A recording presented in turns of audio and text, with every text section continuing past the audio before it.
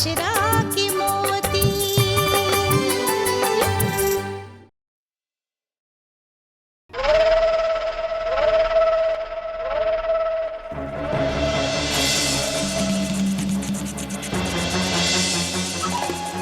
बाजी, आप इतना काहे परेशान हैं? बहुत रात हो गई बा, चली ना सो जाई। तू तो जानत हो जोया कि हमार परेशानी का है। बाजी, आप परेशानी के परेशानी काहे बनाते हैं? हम आज तक आपके चेहरा पे सुकून और खुशी ना देखनी। हम तो कहते हैं कि सब कुछ छोड़ दें, अपन घर परिवार के बारे में सोची। बाजी जोया, तू ही ना समझबू कि हम का चाहते हैं। जानत है, बहुत अच्छी तरह जानते। हमके तो ये डर लगा था कि नरगिस और अरमान के रिश्ता तोड़े के चक्कर में कहीं आपके आपन रिश्ता न टूट जाए। देख ली ना वो दिन भाईजान कितना नाराज होते रहे। भाईजान के नाराज करके आपके काम मिलेला। बाजी जोया, तो कितना खुश होके के चाहिए कि हम जे कुछ भी करत हैं ये घर के खुशी खातिर करत हैं। जानत है, बहुत अच्छी तरह जानते हैं। हम जानते हैं कि तू अरमान और नरगिस के काहे तलाक कराना चाहते, ताकि हमारे निकाह अरमान से हो सके। बाजी, हम अरमान के भुला दे। हमारे लिए हर खुशी मातम के बराबर मां, जिसमें आपके परेशानी छुपल बा। बाजी, अल्लाह के दिल सब कुछ बा अपने पास, सब कुछ भुला दी। उन लोग के बारे में बुरा सोचल छोड़ दी। बाजी, हम तो अरमान के हुए बख्शिश दिहल चाहते हैं जौन हमके मिलल बा। हमार जिंदगी के सिर्फ एक ही मकसद बा कि वो सब के हम परेशानी में देखी। बाजी, हमके तो लगा था कि आप हमसे कुछ छिपावत हैं। जोया, वक्त आई तब तो के खुदे पता चल जाई। तब तू कहू कि बाजी आप जो कुछ भी कैली सही कैली।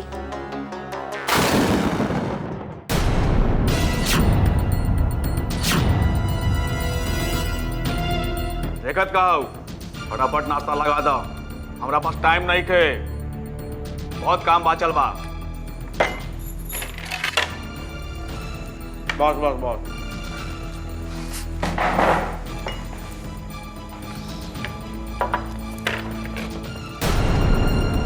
अम्मी जान, का बात है? बड़ा सोच में डूबल है। का करिए, आजकल का जमाना ही कुछ ऐसन बा कि लोग सोचले पे मजबूर कर देले। हाँ अम्मी जान, ये बात तो आप सच कहते हैं। हाँ बबुआ, कुछ लोगन की फितरत ही ऐसन होला कि जौन थाली में खाई है उहे में छेद करी है। लेकिन वो एक बात भूल जाला कि दूध में पड़ल मक्खी के जैसे ओकरा के बाहर भी निकाल के फेंकल जा सकेला।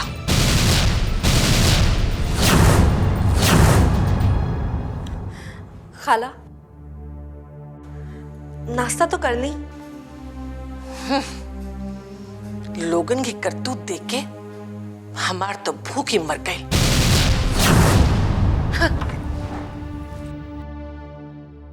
खाला,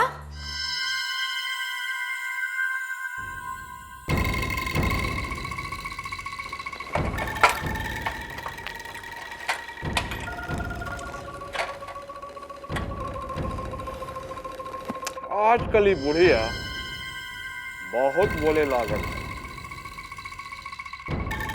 घबरा मत, अब आई ऊंट पहाड़ के नीचे, पता चली कौने धान के होरहा होला। बुझलू?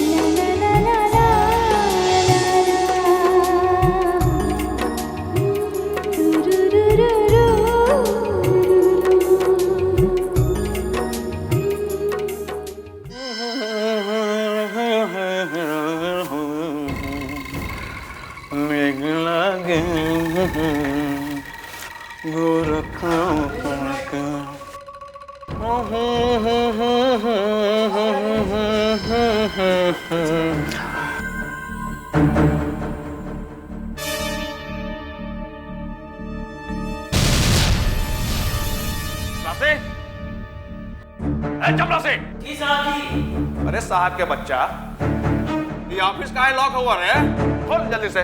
गुस्ताखी माफ हो साहब जी, ये लॉक हम ना खोल सकीला। हम ना खोल सकीला? हाँ?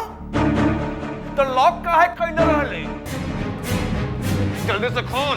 साहब जी, ये तो हुक्म रहा मैनेजर साहब के, और चाबी भी उनकरे पास बा। अरे बुड़बक, तो खड़ा खड़ा हमारे मुंह का देखा तारे, जाके जल्दी से बुला के ला मैनेजर के। जी जाओ।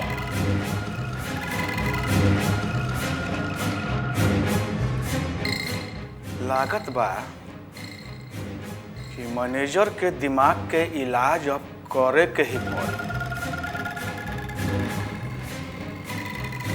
अब कमरुद्दीन के साथे दिमाग चली।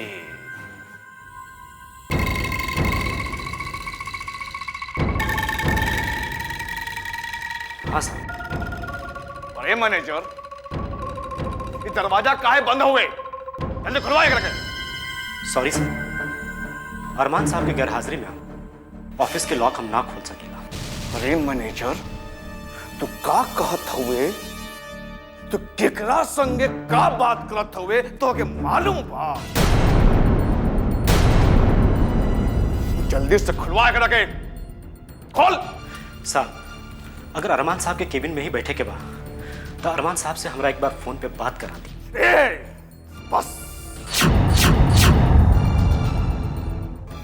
बस कर, अपन बकवास बंद कर और अपन औकात में रह।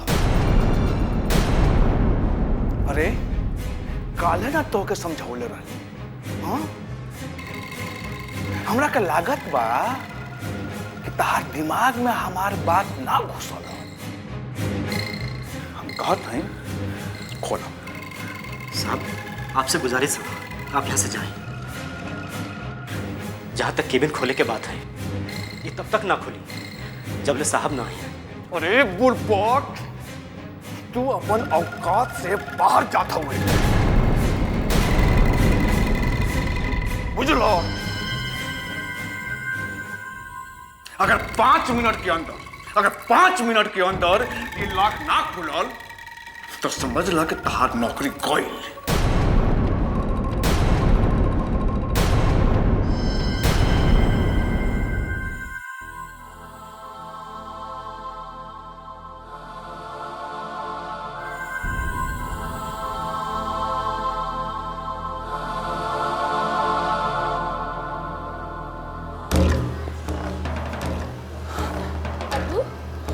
अब ठीक तो है ना?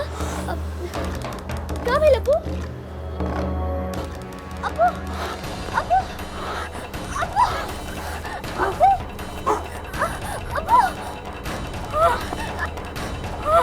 अबू,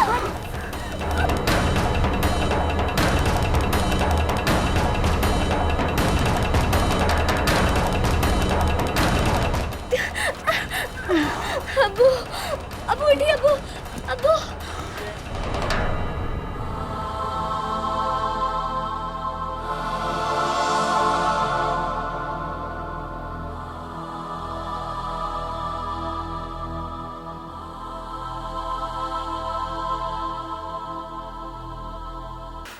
देखा मैनेजर, तू अपन औकात से बाहर जात हुआ। अरे जब हमर जीजा के पता चली कि उनकर ऑफिस में 2 टका के मैनेजर उनकर साला के बेइज्जत कैलस, तो तारा का पता बा तार का हुई? अरे तोहार नौकरी चल जाए,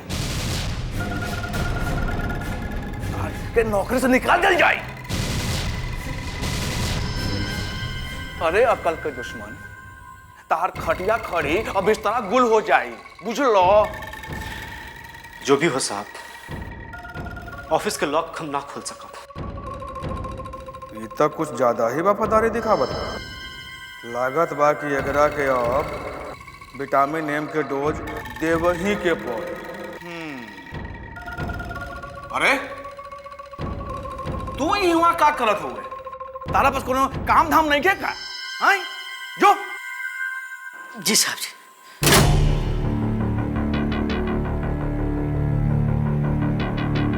मैनेजर साहब, अरे तनी देखो,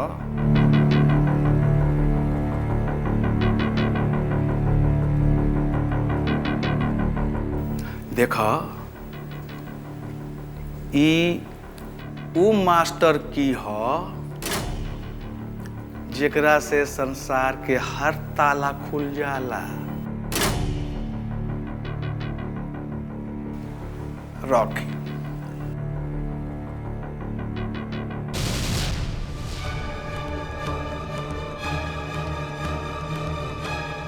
अब आई मजा। अब हम सब मैडम के त्योहार करतूत बताए मामा जी। अरे मैनेजर साहब, इतना सोचत का हो? कम बाका आओ मिल जाए तब खोला।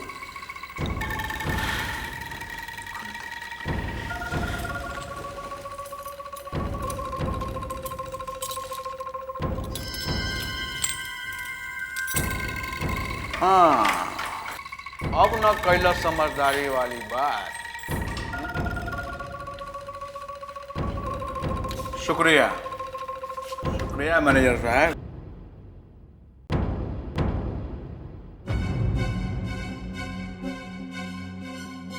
सच कहला लोग कि रुपया के आगे सारी ईमानदारी वफादारी धोइल रह जाला।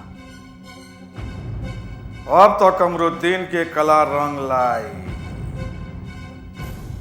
और हम अरमान के बिजनेस के अपने साथे दिमाग के दीमक से ऐसा खोखला करब कि सब कुछ खत्म हो जाए।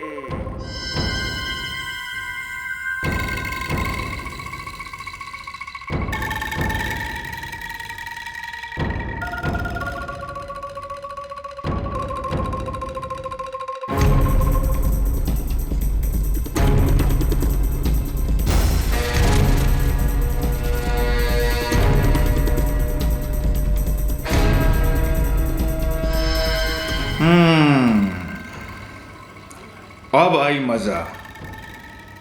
हमरे झोली में खुशी और अरमान के कजा। अब एकरा से बढ़िया वक्त ना मिली। अरे लोग तो पत्थर से शीशा तोड़ेलन, लेकिन हम शीशा से पत्थर तोड़ब।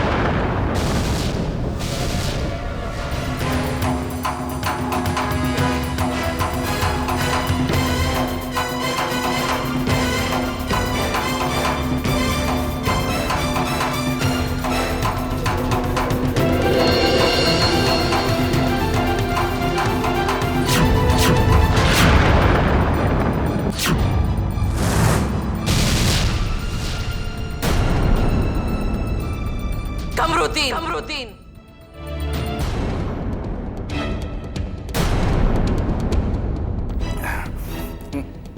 अम्मी अम्मी आप यहाँ? इहे हम आपसे पूछे चाहत हैं। यहाँ अरमान के कैबिन में आप का करत हैं? और केकरा इजाजत से अरमान की कुर्सी पर बैठल आई? बात ऐसा है अम्मी कि हम जीजा के घर हाजिरी में ऑफिस के देखभाल करत हैं ताकि कहीं कोनो नुकसान ना हो जाए। एकर कोनो जरूरत नहीं बा। यहाँ देखभाल खातिर और मुलाजिम हवे।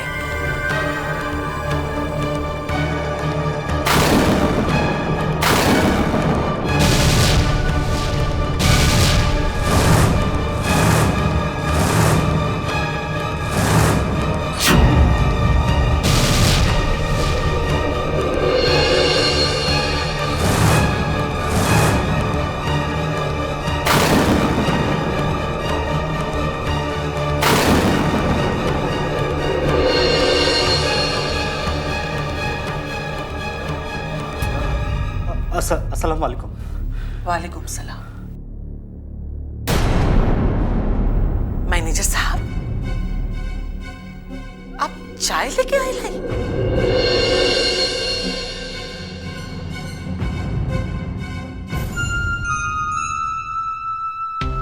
आप मैनेजर हैं क्या चपरासी? कम से कम अपने ओहदा के तो ख्याल करा। हाँ मैं देखी ना जे अपन ओहदा के ना ख्याल रख सकलन वो भला कंपनी का ख्याल का रखी है? आप चुप रहिए।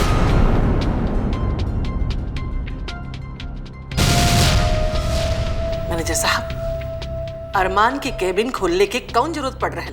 ई हमरा के ताला खोले पे मजबूर कैलन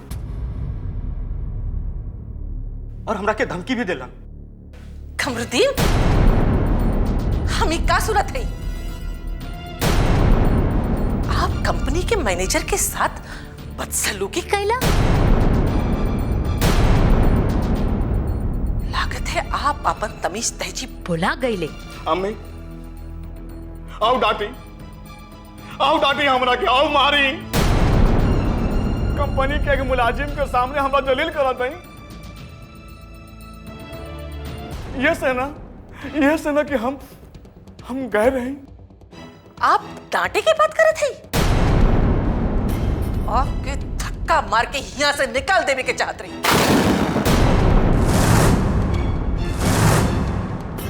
आपके यहाँ काम करे कहा तो आपन औकात में करा। अम्मी आप खामखा खपा होते हैं।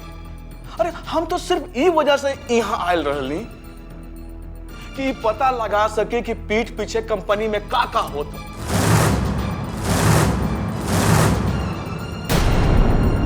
ये सोचब आपके काम नहीं बा। हमार कंपनी के सबसे वफादार हमार मैनेजर आपके सामने खड़ा हवे। अम्मी आप मैनेजर साहब के वफादार कहते हैं ना? अरे ये तो एक नंबर के नमक हराम हो गए।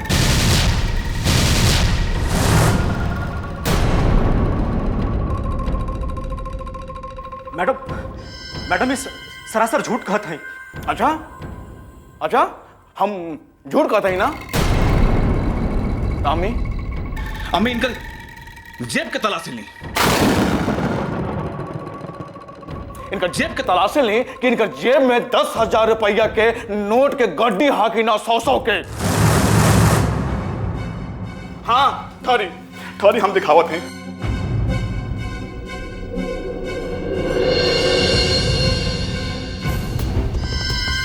ये कहा देखिए, ये कहा